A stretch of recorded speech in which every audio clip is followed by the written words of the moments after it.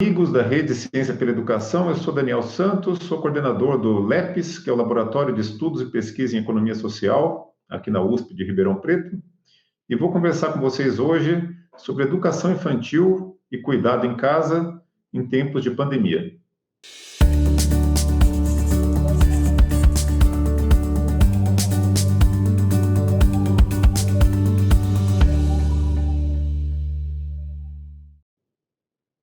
Primeira infância, como a gente bem sabe, é uma época em que a criança aprende e recebe as estimulações que vêm do contexto numa velocidade que nunca mais vai se igualar ao longo da sua vida, né? É uma época de construção de grande parte das nossas capacidades e perder uma oportunidade dessa pode depois ser um prejuízo importante para a criança. Então, é importante, né, especialmente num período em que a criança não tem oportunidade de ir para a escola, de ter a estimulação e as oportunidades que já estão preparadas no contexto escolar, que a gente possa conversar sobre o que dá para fazer em casa. A primeira coisa importante de ser dita é que se a gente tivesse que eleger uma atividade principal que está na base, né, do desenvolvimento de uma porção de competências e que pais de qualquer origem socioeconômica conseguem trabalhar nos seus contextos, é a comunicação. Isso pode ser feito durante a contação de história, pode ser feito quando se canta uma música junto com a criança, quando se brinca de teatro, quando se conta da vida da sua família, da sua vida, da história da sua comunidade, quando você pergunta para a criança como foi o dia dela, né? É muito importante que seja uma troca, que a criança também tenha a oportunidade de se colocar. E ao desenvolver, né, a comunicação, você trabalha a linguagem, obviamente, que é super importante para a vida, mas você também trabalha os vínculos socioemocionais, os vínculos afetivos, né? Você trabalha a cognição, a criança, ao conversar, ela é forçada a fazer hipótese, a imaginar, né? Você trabalha a assertividade, especialmente quando você pergunta o ponto de vista da criança, e isso depois vai ficar para o resto da vida. Uma segunda coisa que é muito importante da gente discutir é que em casa, especialmente numa época em que a criança e o adulto ficam num convívio muito mais prolongado e intenso, que os conflitos, né, e os comportamentos considerados inadequados sejam resolvidos mediante negociação.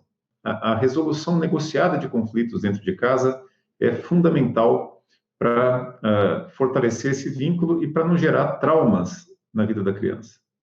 Pais que resolvem o conflito com a criança com agressão, com violência verbal, com violência física, com castigo, com palmada, têm crianças com maior probabilidade de apresentar sinais precoces de agressividade, de se tornarem retraídas mais para frente, de se tornarem mais violentas elas mesmas mais para frente. E tudo isso vai limitar a capacidade da criança de aproveitar, né, do convívio com outras crianças e com outros adultos, vai tornar mais inibida para explorar o ambiente, né?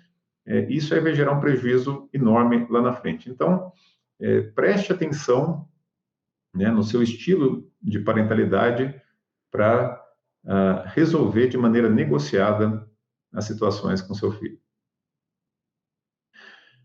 Bom, numa época de pandemia, a criança fica sem poder ir na escola, né? E a gente sabe que grande parte dessa estimulação que a gente está conversando, ela já recebe, né, na escola. O professor é preparado para trabalhar essas capacidades todas na vida da criança, né? Na ausência do professor, é importante que os pais tenham repertório para manter essa estimulação e essas oportunidades de aprendizagem na vida da criança.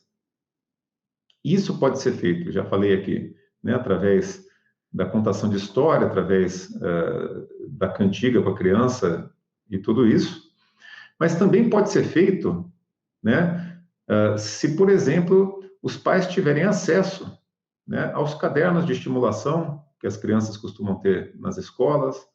Então, Nas escolas, os professores geralmente produzem materiais em que as crianças podem desenhar, podem pintar, podem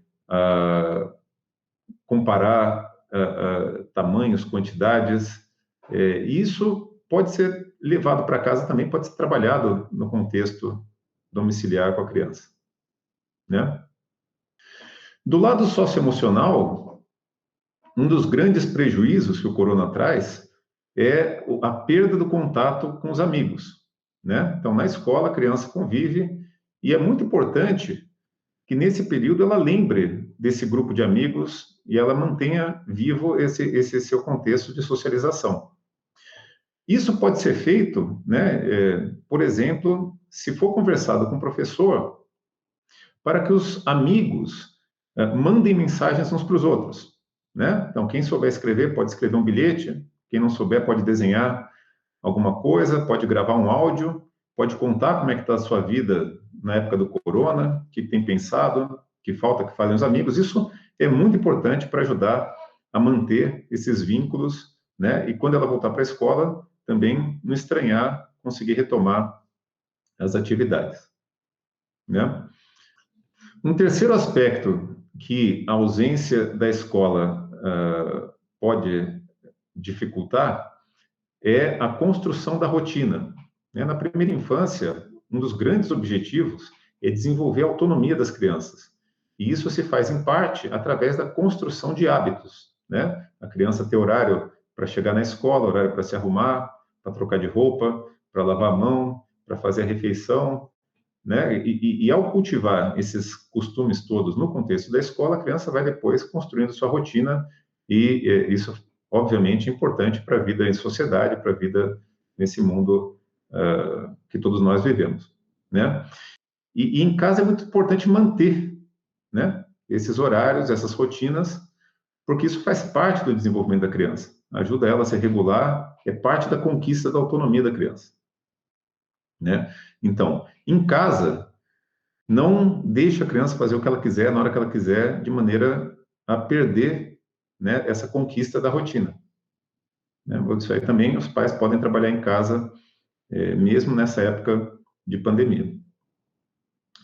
E a última coisa que me parece importante de colocar é que algumas coisas podem ser, inclusive, melhoradas nessa época que a gente vive, né? E uma delas é o estreitamento do vínculo dos pais com os professores. A gente tem aqui uma oportunidade, pelo fato de que os pais são, então, convidados a assumir um pouco das funções que a escola geralmente tem, a consultar os professores, a interagir, a perguntar como que a sua criança, como é que os colegas agem, se desenvolvem, aprendem. E o fortalecimento dessa relação de pais e professores tem sido demonstrado como um potencializador importante, né, das oportunidades que a criança tem na escola. Então, escolas em que os professores e os pais têm um vínculo mais forte tendem a ter crianças também muito mais desenvolvidas nas suas competências, né, e, inclusive, gostando mais de ir para a escola. Então, acho que as mensagens que eu tinha para trazer eram essas, espero ter contribuído, e deixo aqui, então, um grande abraço a todos e até a próxima.